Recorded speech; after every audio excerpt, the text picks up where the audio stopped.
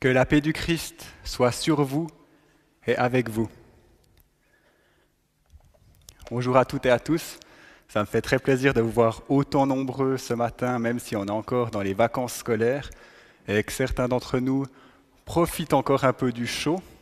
On est en esprit et en pensée avec eux et on espère qu'ils profitent pour nous également.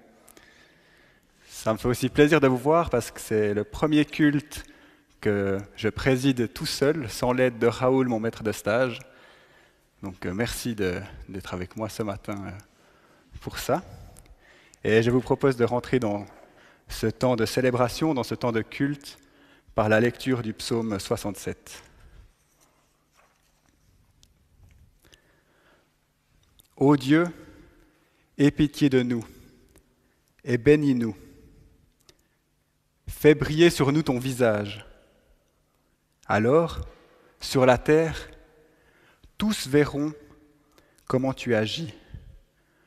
Toutes les nations sauront que tu es le Sauveur. Ô Dieu, que les peuples te disent merci, que les peuples te remercient tous ensemble. Que les nations se réjouissent et chantent leur joie. Car tu juges les peuples avec justice, et sur la terre, tu conduis les nations. Ô Dieu, que les peuples te disent merci, que les peuples te remercient tous ensemble. La terre a donné ses récoltes. Dieu, notre Dieu, nous bénit. Oui, que Dieu nous bénisse et que tous le respectent jusqu'au bout du monde. Je vous invite à vous lever pour chanter le premier chant, le chant numéro 94 dans le classeur. Entends mon cœur.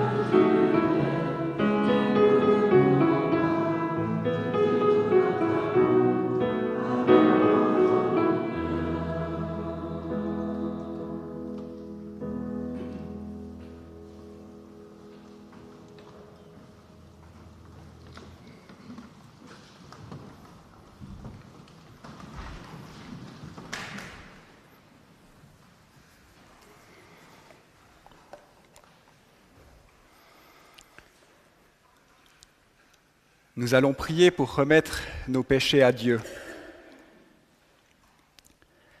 Seigneur, ta loi nous conduit à reconnaître notre péché. Nous voulons te dire notre peine devant la souffrance du monde et reconnaître notre responsabilité, car notre manière de vivre ne transforme pas ce monde. Pardonne-nous d'agir parfois en ignorant ceux qui nous entourent et de ne pas aimer notre prochain. Pardonne-nous d'avoir autant de peine à t'adorer, d'attendre toujours tes services au lieu d'être à ton service. Pardonne-nous d'oublier que notre vrai bonheur est de t'aimer et de te servir. Accorde-nous ton pardon, qu'il soit notre paix, notre joie et notre force. Nous te le demandons au nom de Jésus-Christ. Et je vous invite à vous lever pour recevoir le pardon.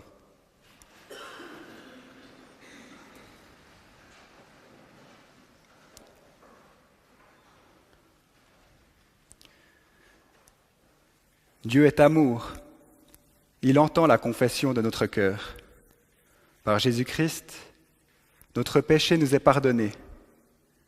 Par le Saint-Esprit, la puissance de vie nouvelle nous est accordée. Que Dieu nous mette au cœur l'assurance de son pardon et qu'il nous donne de marcher vers son royaume. Amen. Et je vous invite à rester debout pour chanter le chant numéro 19 dans le classeur, Esprit de sainteté.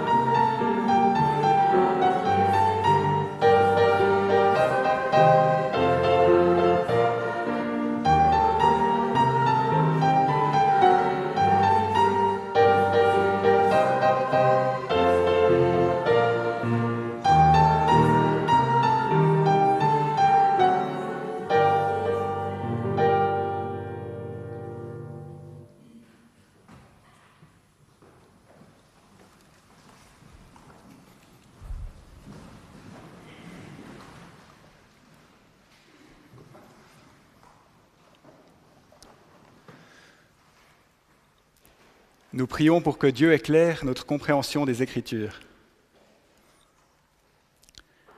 Seigneur, c'est toi qui nous guides, et c'est par ta grâce que nous manquons de rien. Tu as libéré ton peuple d'Égypte, et tu lui as montré le chemin le jour, et tu l'as éclairé durant la nuit. Tu nous as donné ton Fils. Il est venu nous montrer le chemin vers toi. Sur les routes de Galilée, il a guidé les disciples et rejoint les plus petits pour diriger leur regard vers ton royaume. Nous te demandons que par ton esprit, nous puissions déposer ce qui nous pèse, que ton esprit puisse ouvrir nos oreilles et toucher nos cœurs, pour que nous soyons prêts à écouter et recevoir ta parole, afin qu'elle éclaire notre intelligence et nous encourage dans notre cheminement à la suite du Christ. Au nom de Jésus. Amen.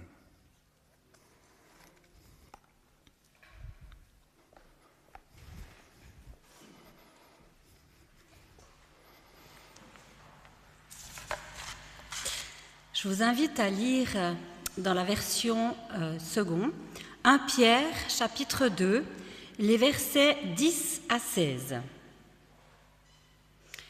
Vous qui autrefois n'étiez pas un peuple et qui maintenant êtes le peuple de Dieu, vous qui n'aviez pas obtenu miséricorde et qui maintenant avez obtenu miséricorde.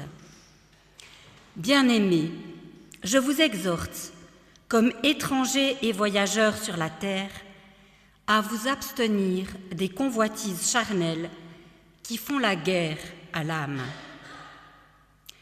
Ayez au milieu des païens une bonne conduite, afin que, là même où ils vous calomnient, comme si vous étiez des malfaiteurs, ils remarquent vos bonnes œuvres et glorifient Dieu au jour où il les visitera.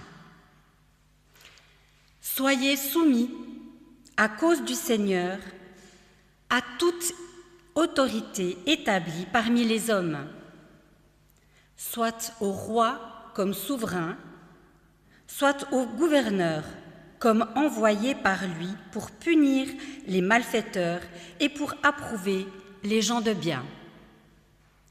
Car c'est la volonté de Dieu qu'en pratiquant le bien, vous réduisiez au silence les hommes ignorants et insensés.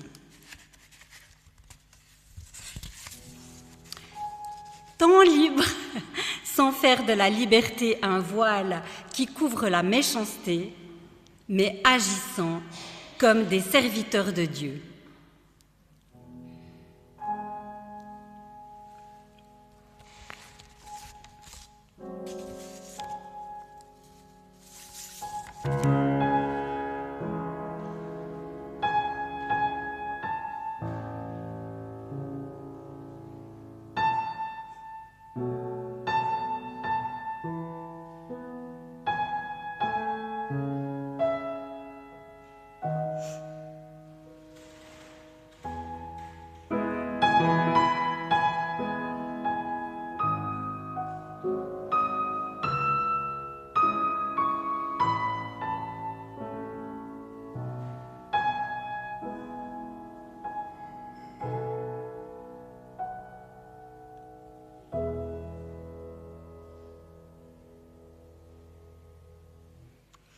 Nous poursuivons dans Romains, chapitre 9, les versets 1 à 8. Je dis la vérité en Christ, je ne mens point. Ma conscience m'en rend témoignage par le Saint-Esprit. J'éprouve une grande tristesse et j'ai dans le cœur un chagrin continuel.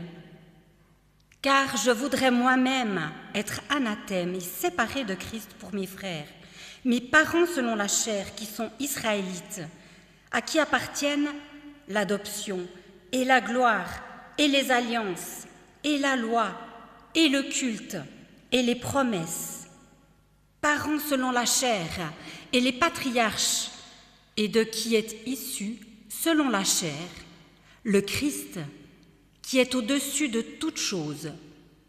Dieu béni éternellement. Amen. Ce n'est point à dire que la parole de Dieu soit restée sans effet, car tous ceux qui descendent d'Israël ne sont pas Israël. Et pour être la postérité d'Abraham, ils ne sont pas tous ses enfants. Mais il est dit, En Isaac sera nommée pour toi une postérité, c'est-à-dire que ce ne sont pas les enfants de la chair qui sont enfants de Dieu, mais que ce sont les enfants de la promesse qui sont regardés comme la postérité. Nous lisons encore dans Romains les versets 13 et 16. Selon qu'il est écrit, « J'ai aimé Jacob et j'ai haï Ésaü ». Que dirons-nous donc? Y a-t-il en Dieu de l'injustice? Loin de là. Car il dit à Moïse, « Je ferai miséricorde à qui je fais miséricorde, et j'aurai compassion de qui j'ai compassion. » Ainsi donc, cela ne dépend ni de celui qui veut, ni de celui qui court, mais de Dieu qui fait miséricorde.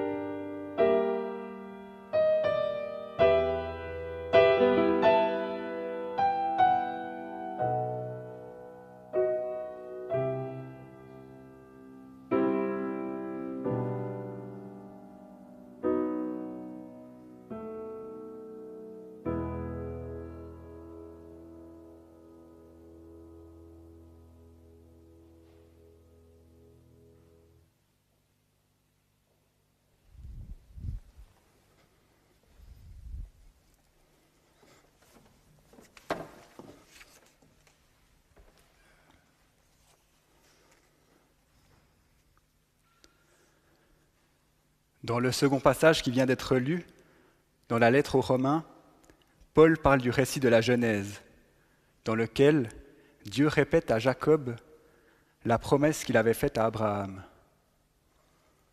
Dieu promet de faire de sa descendance un peuple qui sera béni et qui bénira les autres. Dans le texte de ce matin, Paul rappelle que c'est Jacob qui a hérité de la promesse de Dieu, et non pas Ésaü qui était l'aîné et qui par conséquent aurait dû la recevoir. Lorsque je me suis plongé dans l'étude de ce texte, ça m'a rappelé les cours de religion que je suivais quand j'étais petit. Et je me suis souvenu du sentiment d'injustice que j'avais ressenti quand on m'avait raconté l'histoire d'Ésaü et de Jacob. Pourquoi est-ce que Dieu avait-il accepté le stratagème de Rebecca et de Jacob? Pourquoi Dieu laissait-il Ésaü être la victime de la ruse de son frère? Ésaü qui était parti chasser pour nourrir sa famille, faire un travail difficile, alors que Jacob était resté dans la tente avec sa mère. J'avais l'impression que Dieu abandonnait Ésaü et offrait le salut à Jacob. Le comportement d'Ésaü me paraissait plus juste que celui de son frère, et pourtant j'avais l'impression que Dieu le condamnait et qu'il donnait sa grâce à Jacob. En relisant ce texte, la question de Paul a fait écho en moi. Dieu serait-il injuste? Beaucoup de pasteurs, beaucoup de théologiens ont vu dans ce passage un argument en faveur du fait que Dieu choisit qui il condamne et qui il sauve. Dieu, en tant que Seigneur, est libre de décider du sort de chacun. Une position qui a été défendue principalement par Calvin. Mais à présent, en relisant ce passage, je n'y vois pas une argumentation concernant le paradis ou l'enfer, ni l'annonce d'un jugement divin. Paul ne cherche pas à savoir si Jacob a été condamné ou si Ésaü a été sauvé, si Jacob a été sauvé ou si Ésaü a été condamné. Il dit que Jacob a été choisi pour porter le projet de Dieu. Dieu s'adresse à des individus, parfois parle à travers certains d'entre eux. Pourtant, son plan concerne toujours une communauté.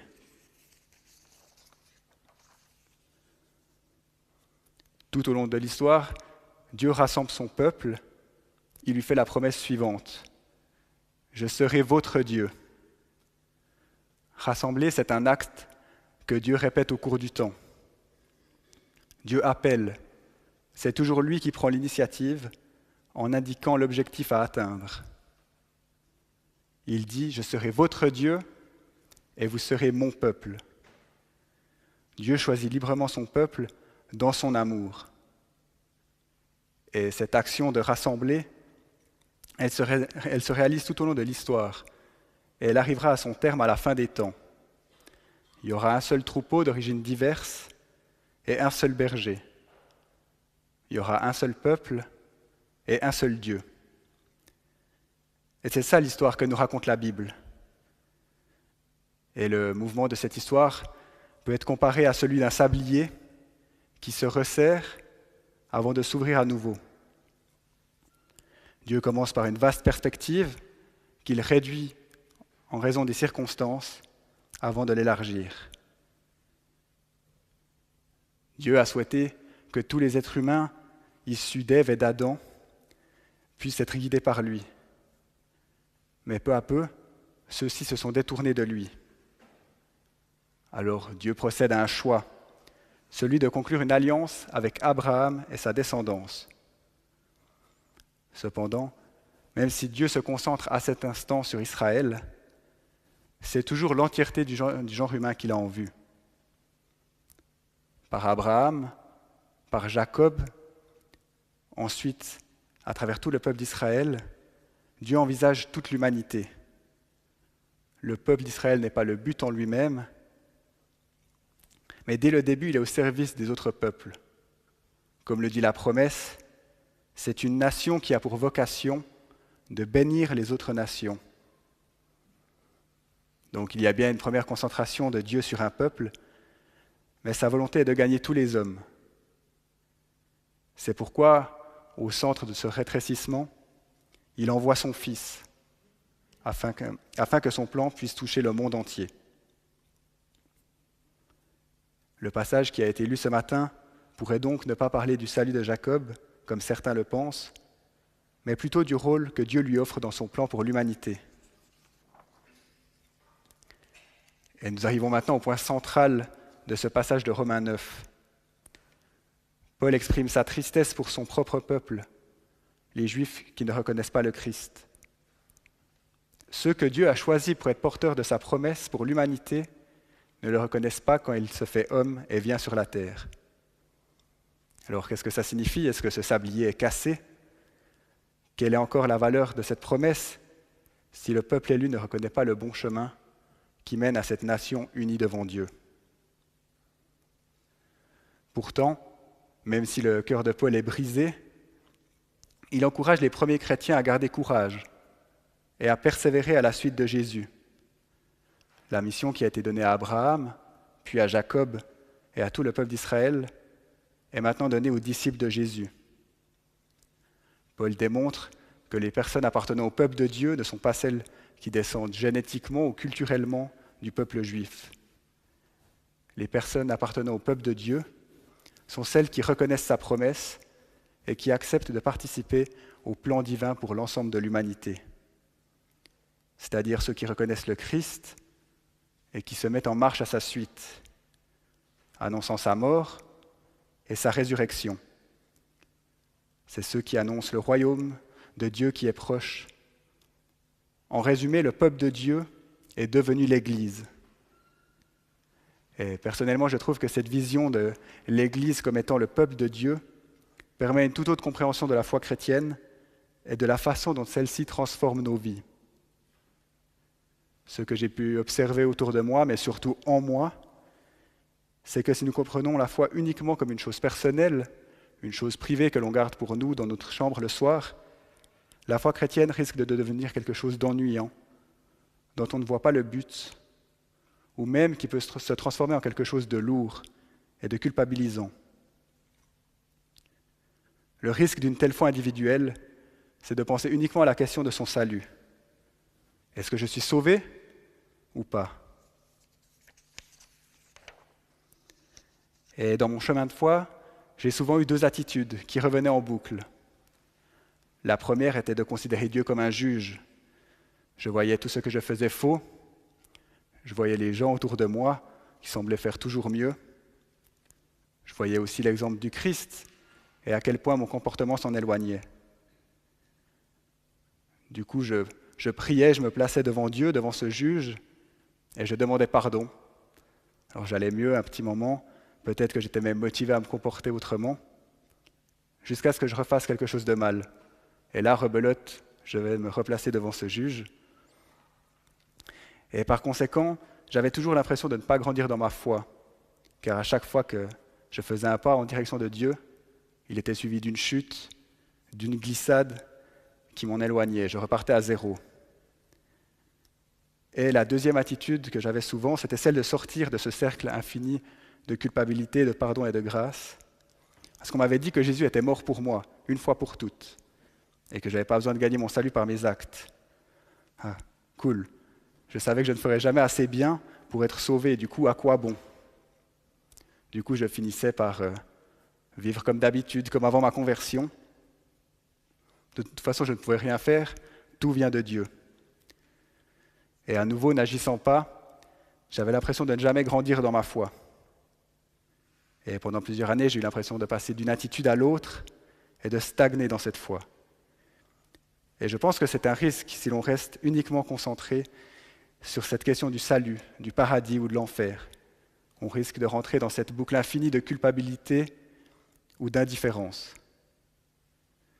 Mais si on réalise qu'être chrétien, c'est rejoindre le peuple de Dieu, participer à son plan pour le monde, alors la foi chrétienne devient vraiment une aventure. D'abord, c'est voir que nous faisons partie de quelque chose qui nous précède depuis longtemps. La Bible, alors, arrête de devenir un vieux livre qui raconte l'histoire qui ont vécu il y a 2000 ans ou plus. L'Ancien et le Nouveau Testament, maintenant, racontent notre histoire. Nous appartenons à ce peuple que Dieu a libéré de l'esclavage, qu'il a guidé dans le désert.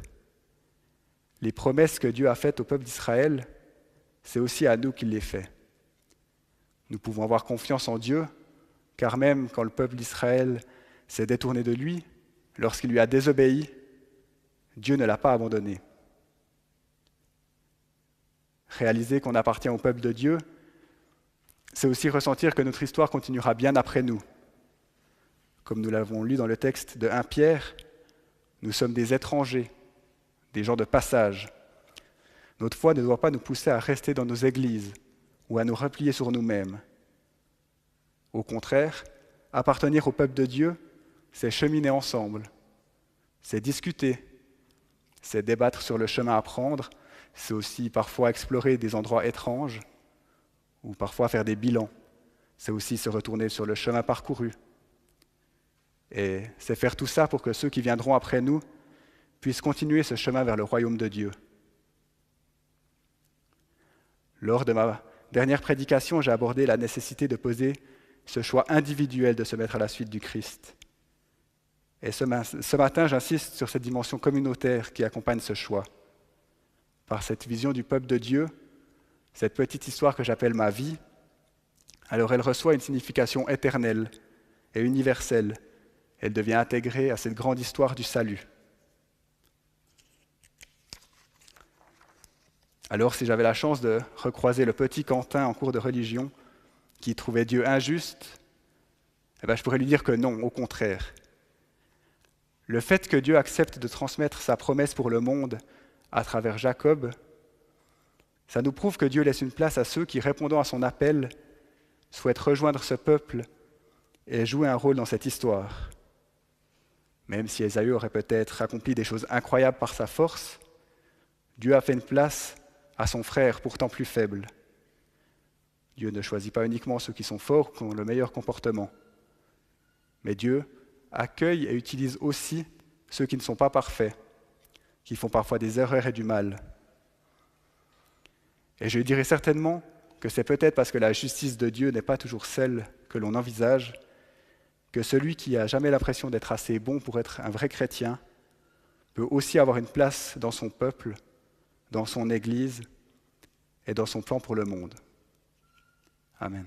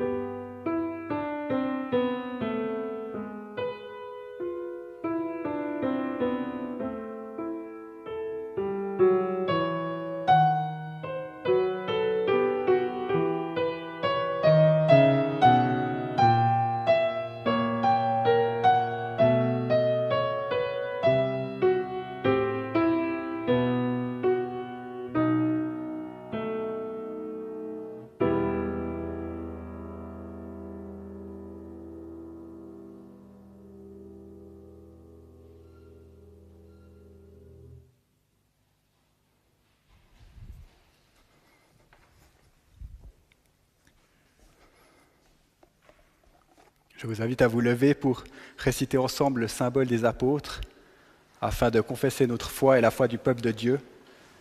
Et vous le trouverez à la page 169 de Psaumes et Cantiques.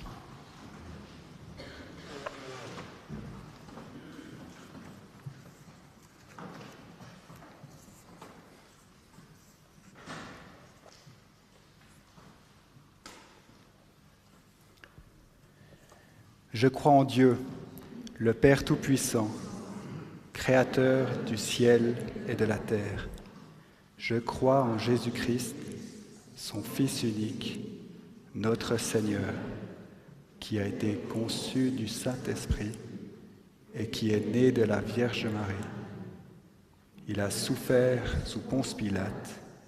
Il a été crucifié. Il est mort. Il a été enseveli. Il a forcé le séjour des morts. Le 3e jour, il est ressuscité des morts. Il est monté au ciel. Il s'est assis à la droite de Dieu, le Père Tout-Puissant. Et il viendra de là pour juger les vivants et les morts. Je crois en l'Esprit Saint. Je crois à la Sainte Église universelle, la communion des saints, la rémission des péchés, la résurrection des morts et la vie éternelle. Amen. Je vous invite à vous asseoir pour la prière.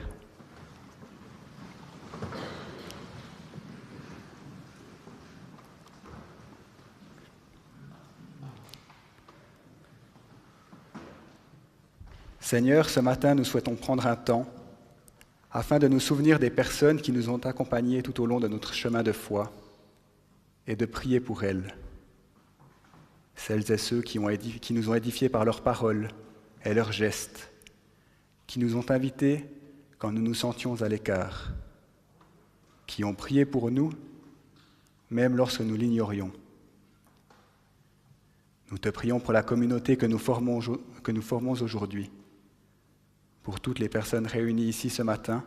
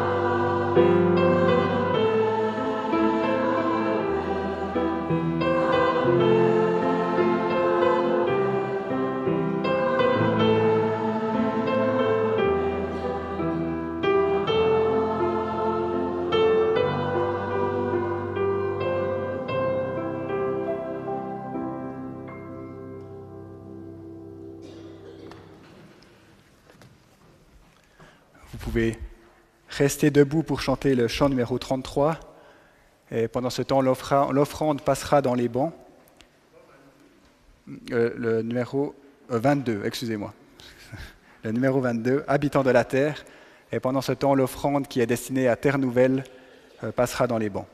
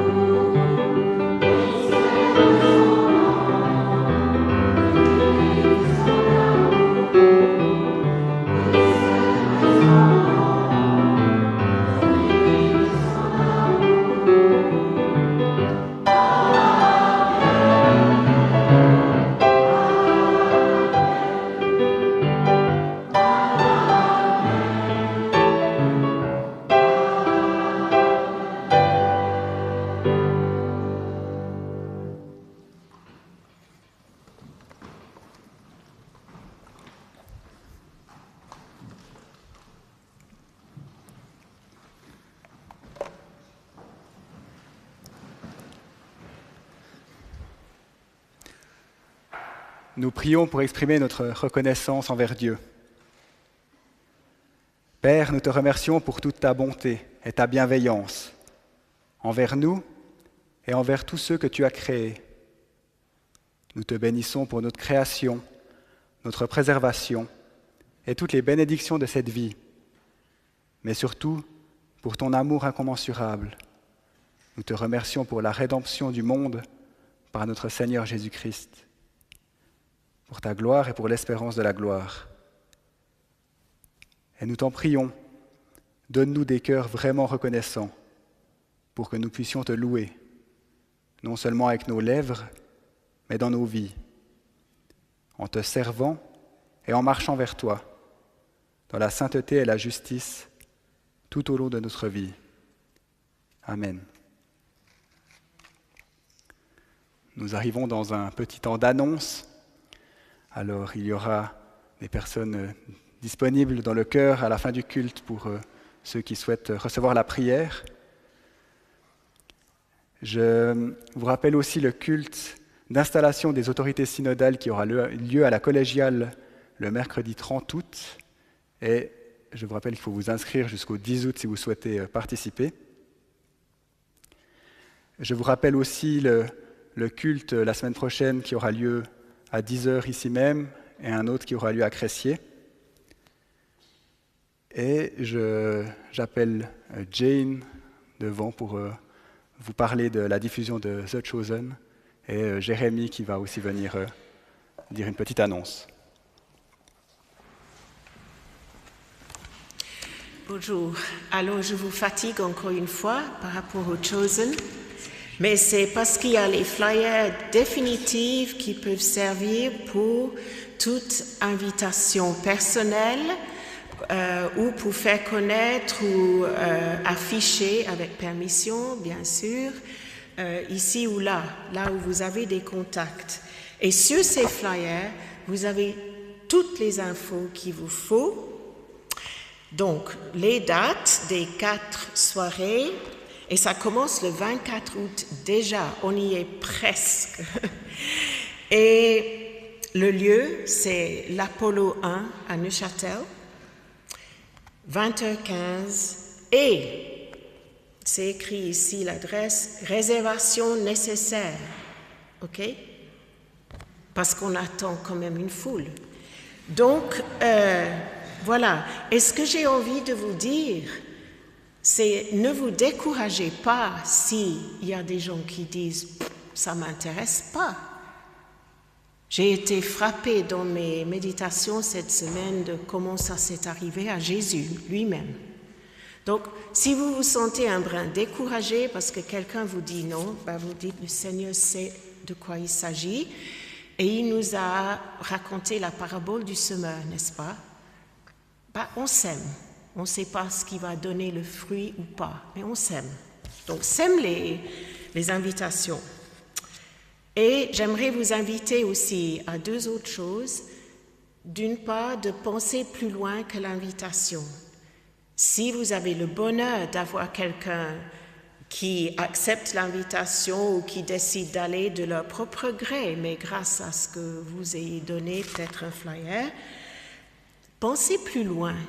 Pensez poursuivre cette amitié qui commence peut-être ou qui est déjà là pour pouvoir partager ce qu'on a reçu, ressenti, sans acharnement, bien sûr, en laissant toute liberté. Mais pensez plus loin. C'est un engagement pour prier pour ces personnes, mais aussi de passer des moments avec eux. Un café, ça peut aller loin. Et nous réveiller en même temps. L'autre invitation, c'est un engagement de prière. Si vous le désirez, vous pouvez, sur une feuille à l'arrière, mettre votre nom et votre numéro de portable pour recevoir, pas de moi, mais de la personne qui les envoie, quelques sujets de prière, quelquefois. Vous n'êtes pas inondés, ne vous en faites pas, mais vous ferez partie de ceux qui portent cette merveilleuse occasion dans la prière pour que le Seigneur soit mieux connu et aimé. Merci. Les flyers sont à l'arrière. Je vous annonce encore une fois le week-end de paroisse qui aura lieu lors du week-end du jeûne à Isenflou. On entre dans la dernière semaine d'inscription, mais il y a encore des places. Alors si vous êtes encore en train d'hésiter, il n'est pas trop tard. Il y a encore des flyers sur la table à droite en sortant derrière Grégoire.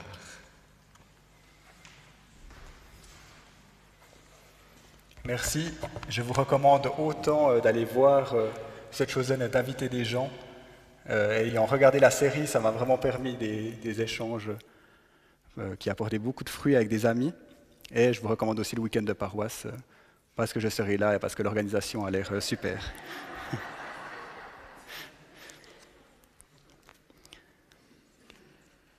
Avant de recevoir la bénédiction, écoutons ce que Jésus nous dit. Jésus dit « Je suis avec vous, à la fin comme au commencement. Je suis toujours à vos côtés. » Jésus dit « Je suis avec vous aujourd'hui et demain. Je suis toujours à vos côtés. » Jésus dit « Je suis avec vous, dans vos sourires et dans vos peines. Je suis toujours à vos côtés. » Jésus dit, « Je suis avec vous jusqu'à la fin de ce monde. Je suis toujours à vos côtés. » Amen. Je vous invite à vous lever pour recevoir la bénédiction.